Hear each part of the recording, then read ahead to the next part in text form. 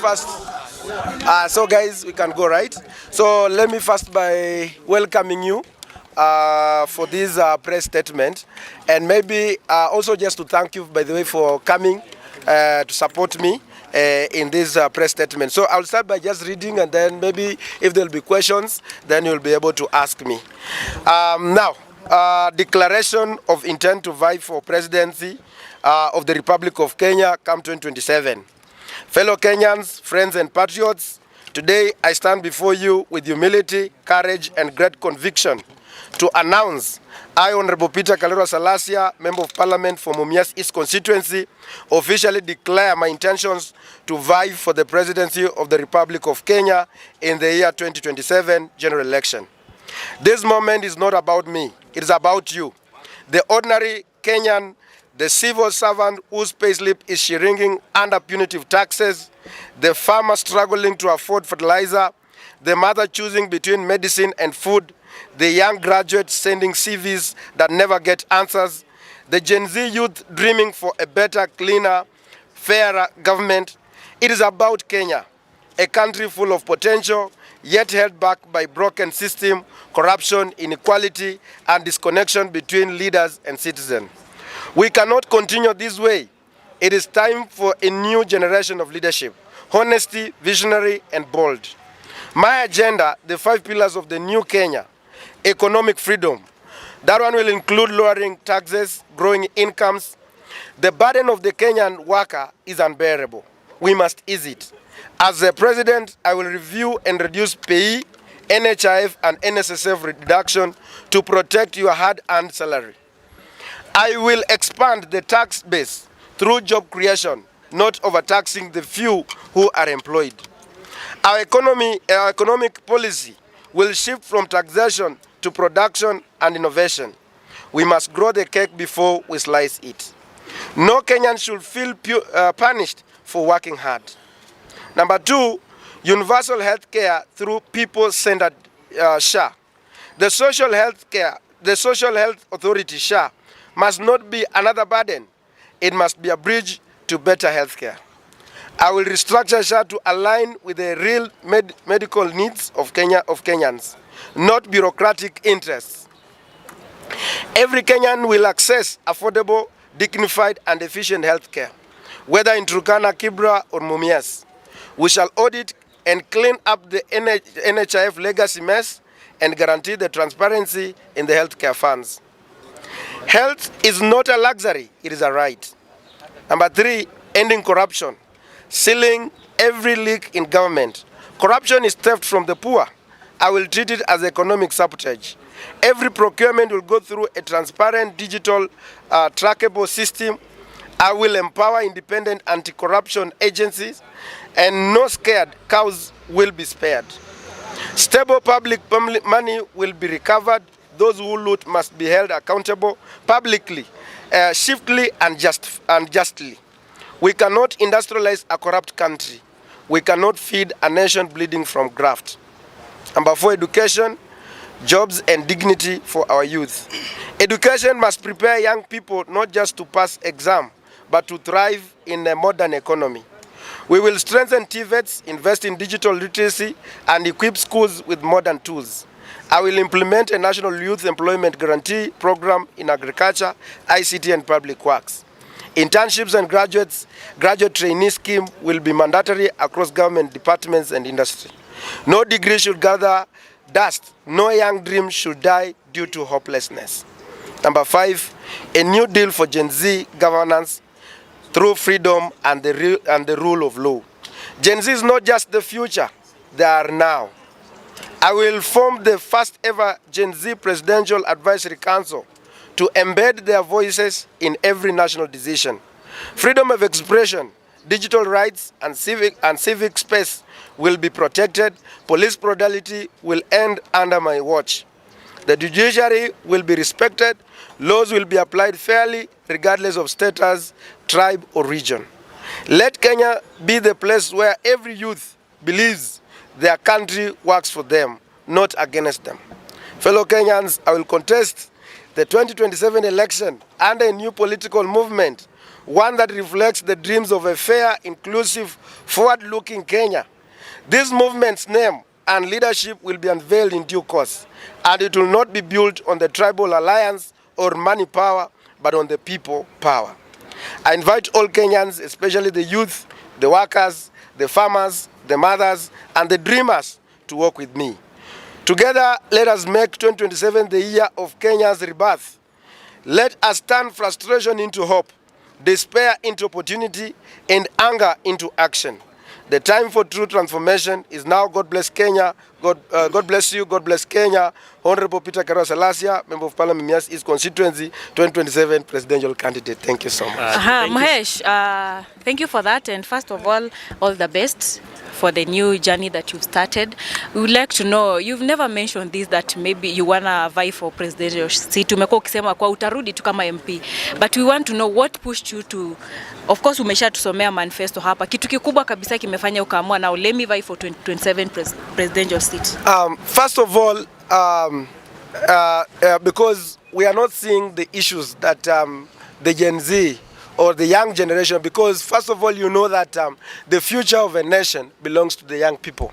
And the young people of this country, they are worried about their future, because they are worried about the 30 years from now, 40 years from now, because the systems are not working, and the people who are occupying the system, they are not of goodwill or not working with utmost good faith in order to ensure that, because you remember that in the Kibaki leadership, there was 2030 vision 2030, but we are not seeing the leadership that is looking hard there. But we are looking at people who are self-centered and looking at the people who want, because everybody is saying that Ruto must go. Then who should replace Ruto if it's not Peter Salasya? Because the Kenyans want, or the young people want, a leader who is transparent, who is honesty, and who is ready to abide by the rule of law. And that is why I've been looking at the people who want to replace him. And then I say that they are not working. Remember, Peter Salasya has been just like a week or 2 weeks ago, I've been able to traverse the entire Western Kenya. We are now going for another tour of Nyamira, of Kisii, of Nyanza, coastal region, the northeastern, the eastern, and then the Mount Kenya, and then the Rift Valley. And because we've also seen that as much as we embrace from where we come from, the tribal, whatever. But the youth, the young people, are not interested about the who come. Because at the end of the day, when these people get the position, it is about them. It's not about the other people or the entire community. It's about the few cronies, the few friends. And that is what now the young people, in their, what they want is the fairness in their CVs, fairness in their whatever, in whatever they do. And this is what has really made me to come out and say that as a young person, because by 2027 I'll be turning 35 years old.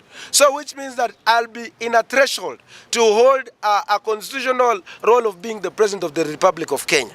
Remember the countries like Burkina Faso, people like Kina Traore, they are young people, and you see that the darling of the Africans, because they want their country to be self-sustainable. And that is why you see people like in Obama, people who took when at the, because when I take the presidents at this early age, I know I still have like about, maybe by God's grace, I want to get to around 90 or 100 years by God's grace. So which means that I have to live with these people, and I have to maintain the legacy that will enable me to live good in happiness with these people. But these people, the older generation, they don't care. They think about few years remaining by God's grace. Okay, we are not praying for anyone, whatever. And that is what has really prompted me. And I'm a leader who is who knows how to balance leadership. There is time for fun, there is time for leadership, there is time to provide way, and all those things. And all those qualities I do have. I'm a graduate from the Egerton University, and I did Bachelor of Commerce, Banking and Finance. And I also worked as a banker and I worked as a teller. And even in my history, I never stole money from either. I used to get a salary of 50,000 shillings, and I used to handle every day 30 million. So which means that I'm a person who is self-driven and who has the principle of accountability, principle of transparency in everything. And even for the last like 2 years in my leadership as a member of parliament of Mumias East, you can see when you walk in Mumias East constituency, it is a clear demonstration that despite of whatever we do on social media, because I like playing also, I like making jokes on social media, but I'm a very serious person when it comes to serious matters. And that is why I see I'm the only savior, God-driven, God-sent leader that who can unite this country and bring people. I know there was some anchors that we were passing around when we were saying this community is doing what, but we have healed. We are now ready to bring all the Gen Zs from Nyanza, from Kisiaya, from everywhere, so we can move together. Maybe Honorable Salasya, thank you so much for telling us your intentions. We have had two issues in this country, independence of institutions. I think kuna venye institutions zingine ziko compromised. You have been in Bunge. What can you say about that? Is it part of, or is it a priority in your manifesto that yes, institutions have to be free? Part of my key manifesto is to respect the independent bodies. And one of the key reasons why this country is suffering is because the independence of these agencies, government agencies, they have failed, and that's why they cannot do what they're supposed to be doing. And if I'm the President of the Republic of Kenya, I will allow the Parliament to do their work, and I will not allow the Parliament to come to the State House. I'll be like the king, will be just like, because I will not allow even the parliamentary grouping in the State House. It will be like a simple, the father of everybody, whether it's the opposition, whether it's in the government, supporting the government, they will be all my children. I'm just saying, I'm not my children, but I'm just saying because of the virtue of being the presidency. And I will allow the judiciary to do their work, and it will make my work easy. If I allow judiciary to work, I allow the parliament to work, I allow the Senate to work, I allow the public prosecution to work, I allow all the DCI to do their work, I allow everything to do, I will be enjoying my leadership when I sleep, because I know every institution is doing what they're supposed to be doing. Finally, there has been an issue of debts. Yes. As it stands, tuko na about 11 trillion in debts as a country. What is your focus? How are you going to focus on that? And precisely, maybe hii imekuwa a policy issue that people are supposed to sit down, discuss before they borrow. But as it stands, it looks like it is dominated in a way that somebody can just wake up, take a loan, ama recommend a loan has to be taken.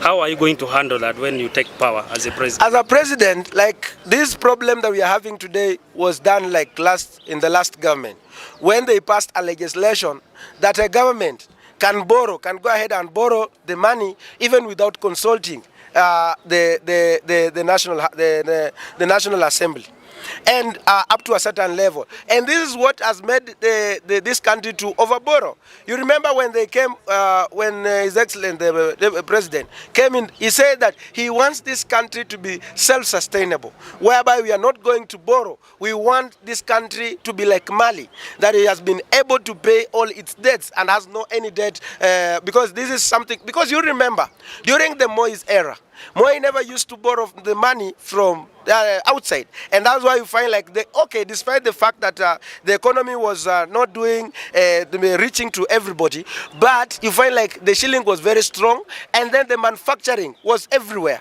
in this country.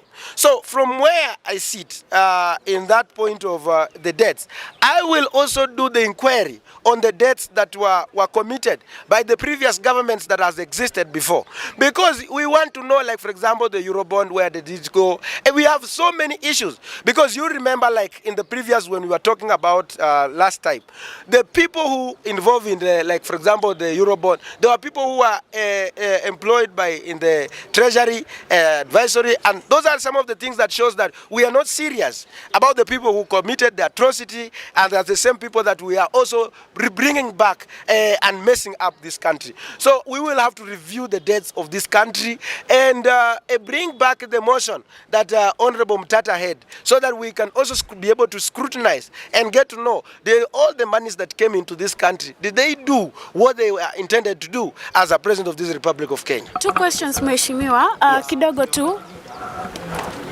Is aligned to certain conditions. So how are you going to vie with the same party? First of all, this movement is not about any other person. It's about the Kenyans. Are we there? It's about the Kenyans. So if they will say that they will give me that political party to vie on it, I will not accept, I will not refuse. But if they don't, we are going to launch a political party, a political movement. And this one is going to be rolled out. So it's about them to decide whether they want me to be, because now the party leader, if he's not showing the interest to vie as a president, then he should give me that political party to vie on it. If he doesn't, then I will come up with a new political movement.